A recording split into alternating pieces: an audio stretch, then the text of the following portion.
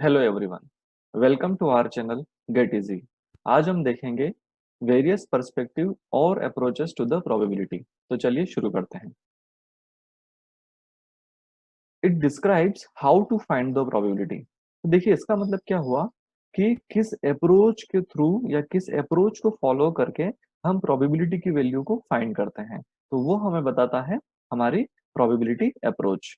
तो कौन कौन सी अप्रोचेस हो सकती है? तो हमारे पास चार अप्रोचेस हो सकती है: क्लासिकल, एम्पिरिकल, सब्जेक्टिव और एक्सियोमेटिक। तो चलिए इनको देखते हैं डिटेल में।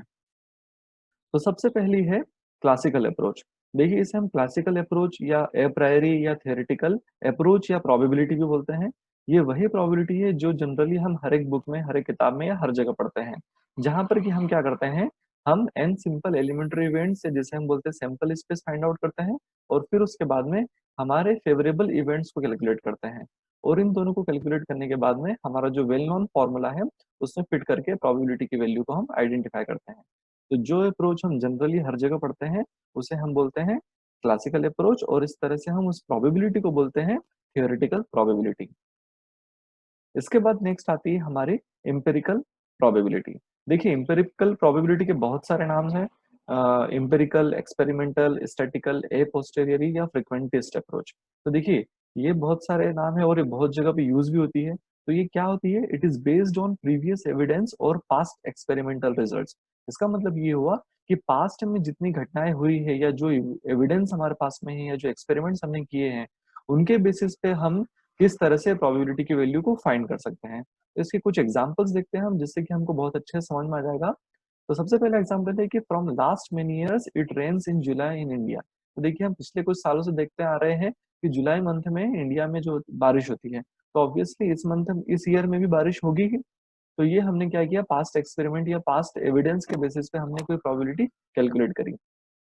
इसके बाद हम देख रहे हैं कि drug has been tested on 100 patient. मतलब हमने एक ड्रग लिया है जो कि 100 पेशेंट्स पर हमने ट्राई किया है और उनमें से 90 पेशेंट पर उस ड्रग ने काम किया है। तो इसका मतलब हम ये बोल सकते हैं कि किसी नए पेशेंट के ऊपर अगर हम ट्राई करेंगे तो उसके सक्सेस होने की प्रोबेबिलिटी कितनी होगी? 90%। अब देखिए यहाँ पर अगर हम एक्सपेरिमेंट्स बढ़ा देते हैं, अगर 100 की बजाय अगर हम इसे 1000 करते हैं, तो हो सकता है कि यहाँ पर वो 995 लोगों पर, पेशेंट्स पर वो अच्छे से काम करे। तो यहाँ पर प्रोबेबिलिटी की वैल्यू क्यों होगी? वो नंबर ऑफ एक्सपेरिमेंट के बेसिस पे ज्यादा बेटर होती है, या हम बोल सकते हैं कि नंबर ऑफ एक्सपेरिमेंट पर बेस्ड होती है। इसके बाद एक और एग्जांपल देखते हैं हम, जैसे कि अगर हम बात करें क्रिकेटर की, बैट्समैन की, तो अगर वो बैट्समैन कभी पिछले 10 मैचेस खेला है उसने, जिसमें से 7 में उसने सेंचुरी मारी है, तो हम ये बोलेंगे कि नेक्स्ट मैच में भी वो सेंचुरी मारे, इसकी प्रोबेबिलिटी कितनी हो सकती है? 0.7%, क्योंकि उसने 7 आउट ऑफ 10 मैचेस में सेंचुरी मारी है। It is used in most statistical inference procedures. देखिए स्टैटिकल इन्फरेंस प्रोसीजर मतलब ये हुआ कि हम क्या करते हैं, पास्ट एक्सपीरियंसेस के बेसिस पे, पास्ट नॉलेज के बेसिस पे हम कुछ नया फ्यूचर में होने वाली घटना के बारे में प्रिडिक्शंस लगाते हैं, कुछ सोचते हैं।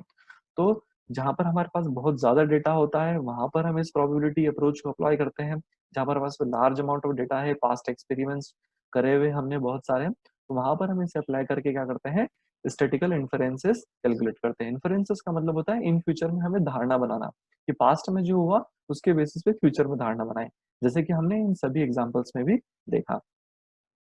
ये बहुत इंपॉर्टेंट प्रोबेबिलिटी है और इसका यूज जनरली प्रिडिक्शंस या डेटा एनालिटिक्स में यूज होता है। आपने देखा होगा कंप्यूटर साइंस में जो मशीन लर्निंग का कॉन्सेप्ट होता है या जो प्रिडिक्टिव डेटा एनालिटिक्स होता है, वहां पर इस प्रोसीजर का, इस अप्रोच का बहुत ज्यादा यूज होता है। इसका एक और एग्जाम्पल है, बहुत इंटरेस्टिंग एग्जाम्पल है, चलिए डिस्कस करते हैं। तो देखिए हमने क्या किया है, एक कॉइन को टॉस किया है 10 बार। तो यहाँ पर हम 10 बार टॉस करने पर हमने देखा कि 7 बार हेड आया और 3 बार टेल आया है। तो हम प्रोबेबिलिटी ऑफ गेटिंग हेड कितना हुआ? तो गेट हेड आने की प्रोबेबिलिटी हमारी हुई 7/10, क्योंकि 7 टाइम्स हेड आया और हमने एक्सपेरिमेंट कितनी बार परफॉर्म किया? 10 टाइम्स परफॉर्म किया। तो यहाँ पर हमारी प्रोबेबिलिटी हुई 0.7।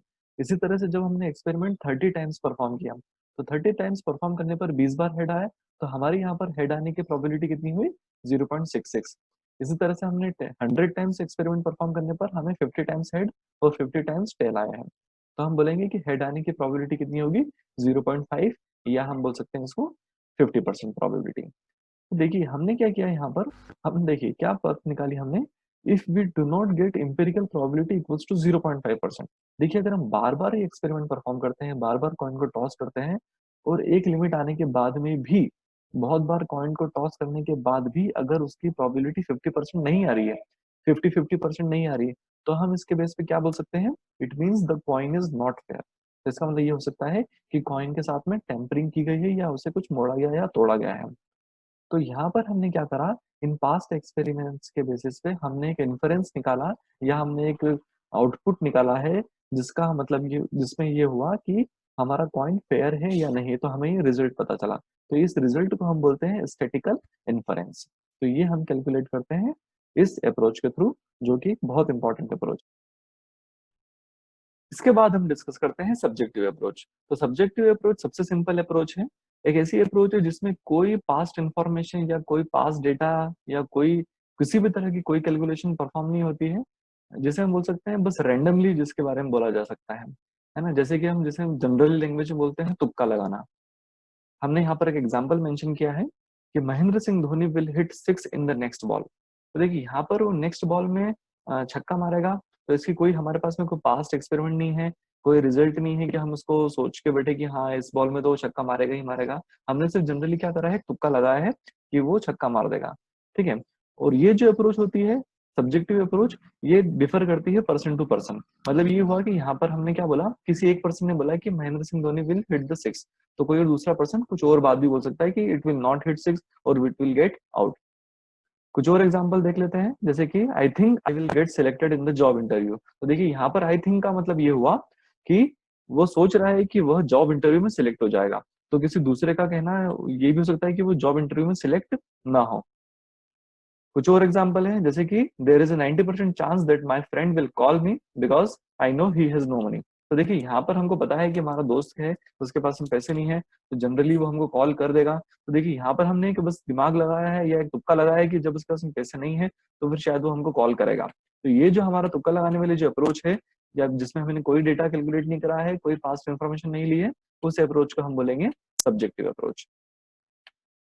इसके बाद नेक्स्ट आती है हमारी एक्सियोमेटिक अप्रोच। तो देखिए एक्सियोमेटिक अप्रोच का कहना ये है कि if the probability follows the some functions और सम रूल्स, अगर कोई हमारी प्रोबेबिलिटी कुछ रूल को फॉलो कर रही है, अगर वो उस रूल को फॉलो करती है, तो फिर हम उसे बोलेंगे एक्सियोमेटिक अप्रोच। तो कौन कौन से वो रूल्स होते हैं वो देख लेते हैं हम। तो सबसे पहला रूल है कि वो प्रोबेबिलिटी की वैल्यू 0 से 1 के बीच में लाई करना चाहिए। The probability of certain event should be 1। जैसा कि हम पहले से जानते हैं, दोनों इवेंट्स को हम डिस्कस कर चुके हैं पहले भी, कि प्रोबेबिलिटी की वैल्यू 0 से 1 के बीच में होती है और सर्टेन इवेंट की प्रोबेबिलिटी 1 होती है। उसके बाद में थर्ड रूल ये कहता है, the if A and B are two events which are mutually exclusive. तो म्यूचुअली एक्सक्लूसिव इवेंट्स के बारे में हम डिस्कस कर चुके हैं, जिन दोनों का आपस में कोई कनेक्शन नहीं होता, कुछ भी चीज कॉमन नहीं होती है। तो वहां पर किसी भी एक इवेंट के होने की प्रोबेबिलिटी को हम इस तरह से दर्शाते हैं। तो किसी भी एक इवेंट होने की प्रोबेबिलिटी उन दोनों इवेंट के इंडिविजुअल होने की प्रोबेबिलिटी के एडिशन के बराबर है।